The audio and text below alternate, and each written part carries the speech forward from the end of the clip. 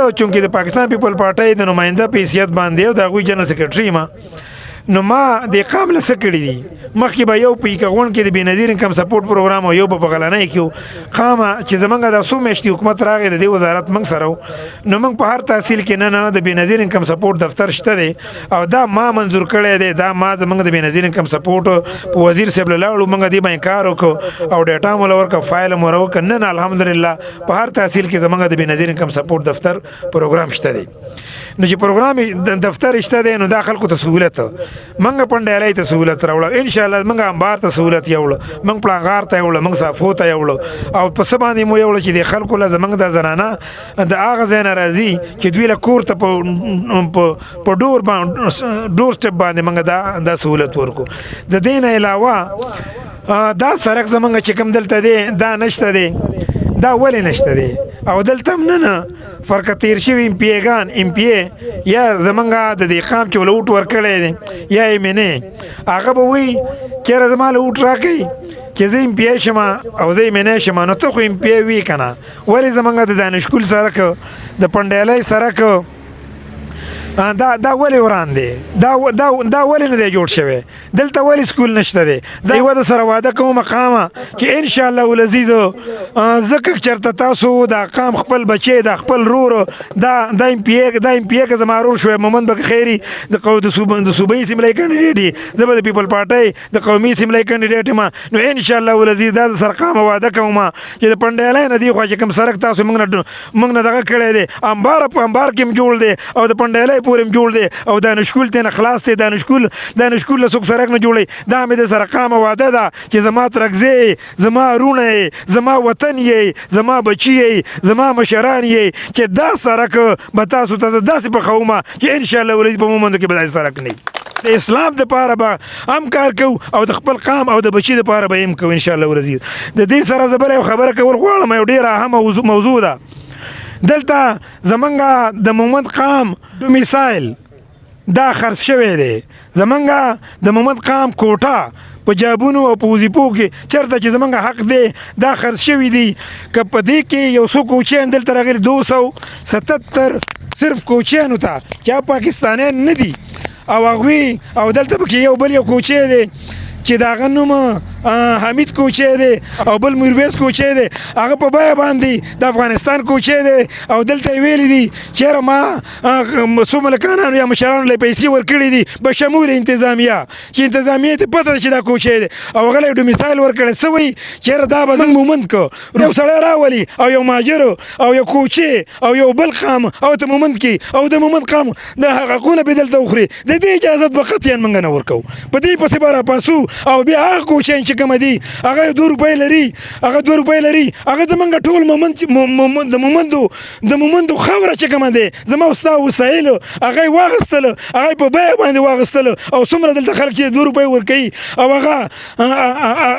خلک اخلي او زمونږ د مومندو مسایل لوټ کوي رورا کچری ایڈمنسټریشن زمونږ انتظامیه نه دا زمونږ خواست دی که ته دا وې او دا ریزن ورکې چېرې دله ستا قام ډومیسایل ورکوي نه دا نشي ورکولی که چېرې دا وایي نو ما سره په ایکغون کې هلته زمونږ په خاوره باندې زمونږ په کورونو کې تقریبا 45 کورونه یا 8 کال وروسته آباد دي چې هغه پاکستانیان دي هغه د چارسدي دي هغه د مردان دي خو دلته اوسېږي خو هغوی له موږ ډومیسایل نشي ورکولی او په وینه باندې مومند نه دی چې زه کله که چېرې دوی وایي نو زمونږ څومره پاکستانیان وروڼه چې زمونږ په زما همسایان دي او زما په کورونو کې دي نو به زه ډي سي صاحب له راولم او ته یم که چېرې ته کوچی ماله ما ته مومند کې او زما د قام خبره په دغه څه زما وسایل پې لوټ کوي زما غرونه پې لوټ کوي زما وطن پې لوټ کوي او زما د وطن خلک دا دې په پنجاب کې مزدوري کوي د دوی سره دلته روزګار نه د دوی سره د بزنس نه د دوی سره د لیز نه نو د دې اجازت موږ بالکل نه ورکوو نو بیا به دغه خلکو ته هم چې پاکستانیان دي زه یې مومندان کوم او زه یې په خپله تصدیق کوم او هغوی له شناختي کارډ دا ډومیسایل ورکوم که چېرې دغه شانته کوچی ما ته دغه کوي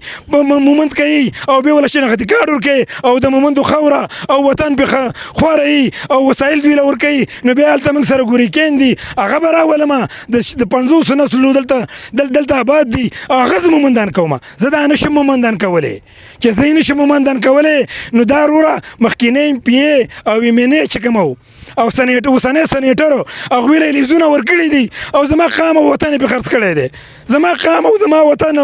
دا ولې په پنجاب کې مزدوري کوي، دا ولې په سعودي عرب کې مزدوري کوي؟ دا وروره زما او ستا وطن، زما او ستا د وطن وسایلو دې خلکو په کوچیانو او په هغه خلکو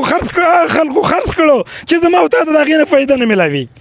نو دې ته به ودرېږو، په دې پسې به تحریک چلو. دا موږ نه منو، دا موږ دې پسې به قام راوچتو، دې پسې به ډي سي صاحب له درخواست ورکوو، په دې پسې به نورو حکامې بالا له موږ درخواست ورکوو. او که نه یې کوله نو قطعا اوس نه ته وایم چې دا د مومند قام خاینان دي.